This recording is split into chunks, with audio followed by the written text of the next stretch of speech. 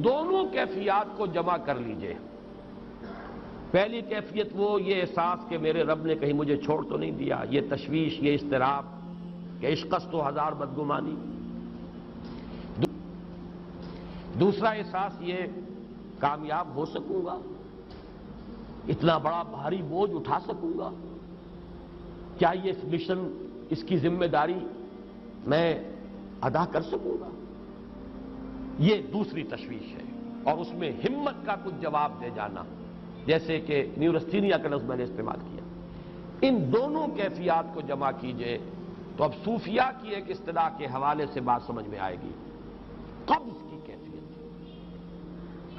شدید قبض کی کیفیت تھی محمد الرسول اللہ صلی اللہ علیہ وسلم پر، جس میں کہ یہ سورہ مبارکہ نازل ہوئی ہے آپ کی دلجوئی اور تسلی کے لیے۔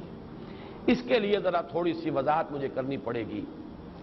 دیکھیے، انسانوں کی اکثریت تو ان پر مشتمل ہے جو بے حس ہوتے ہیں اور غبی ہوتے ہیں، جو ہو جائے ڈھیٹ انسان، کسی چیز کی کوئی خاص، بس اپنی فکر ہے، اپنے بطن اور فرج کے تقاضے ہیں، مال جمع کرنا ہے، اس سے آگے کوئی اور فکر نہیں، کوئی سوچ نہیں، کوئی احساسات نہیں۔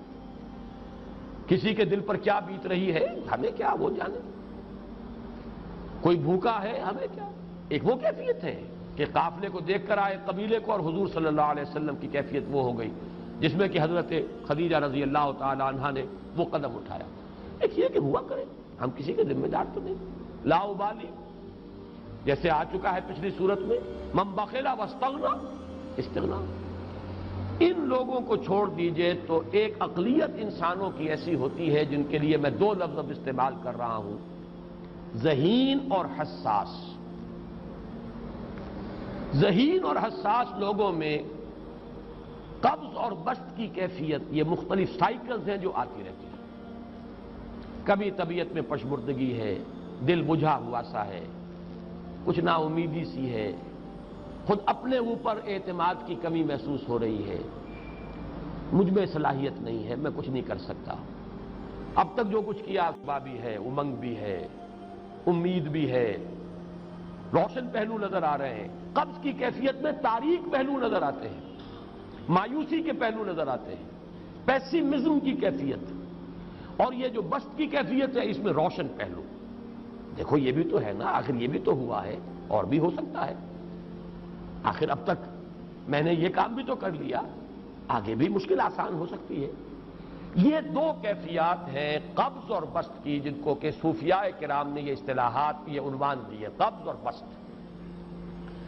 جتنی انسان کے اندر حساسیت کی کیفیت زیادہ ہوگی، ذہانت زیادہ ہوگی، اتنا ہی یہ جو ویوز ہیں اس کی ایمپلیٹیوڈ زیادہ ہوتی ہے۔ کم ذہین انسان ہے، کم حساس ہے، آئیں گے تو صحیح ہے، لیکن یہ کہ وہ ویو جو ہے اس کا ایمپلیٹیوڈ جو ہے اس کے اندر اوپر اور نیچے کی کیفیت زیادہ نہیں ہوگی۔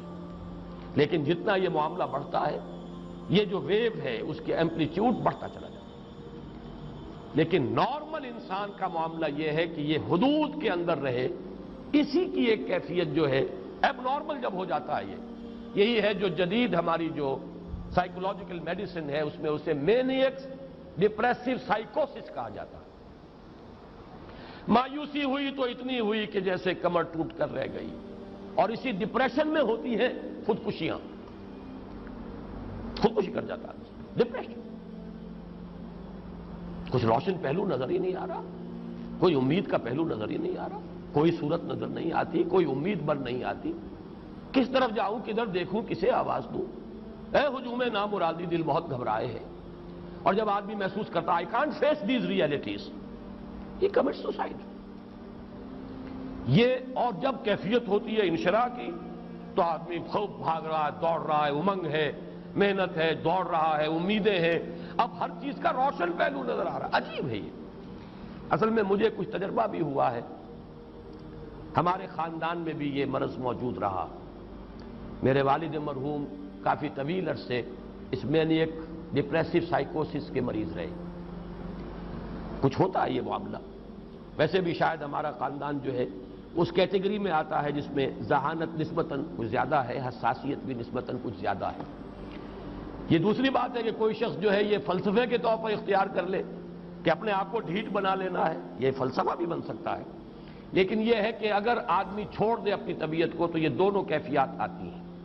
انہی کیفیات میں اگر یہ جو اپورڈ اینڈ ڈاؤنورڈ موومنٹ ہے یہ ایک حد سے نکل جائے تو یہ بیماری ہے مینیک سائیکوسس، مینیک ڈپریسو سائیکوسس۔ اس میں جب آدمی ہوتا ہے وہ اپر کیفیت میں تو اس کے اندر بڑی عظیمت ہے، روشنی ہے، امید ہے، لوگوں سے گفتگو کر رہا ہے، حق بول رہا ہے، خوب جو ہے محفل کے اندر، اب وہ محفل میں اسے دلچسپی محسوس ہو رہی ہے اور اسے ہر چیز کا روشن پہلو نظر آ رہا ہے، خود اپنے وجود کا بھی روشن پہلو، دوسروں کے وجود کا بھی، دوسروں کی بات میں سے بھی وہ اچھا پہلو تلاش کریں گے، وہ برا پہلو تلاش نہیں کریں گے۔